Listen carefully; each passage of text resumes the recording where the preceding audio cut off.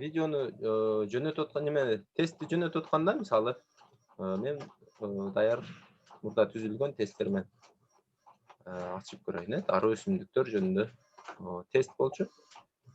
Бул жерде варианттары бардыгы белгиленген. Биздин мына суроону мисалы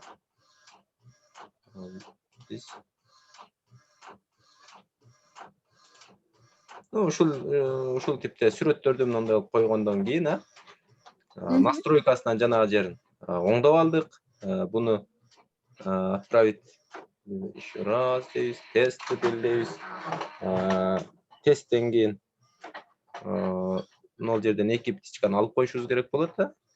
Бул жерде бизге туура жана туура эмес жооптору көрүнбөй калат. Ал эми балды гана өзүбүздүн балыбызды көрө алабыз. Сохранить.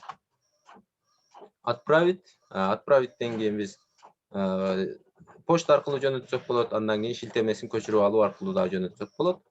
Биз шилтемени көчүрүп алуу аркылуу мына шилтемени эле көчүрүп алабыз дагы. Анан алып келип туруп эле мисалы мен силерге жөнөтөм. Бул жерден ставить этип коебуз. Болду. Менин тестим силерге бар. Келип белгилеп көрө берсеңер дагы болот да. Түшүнүктүү.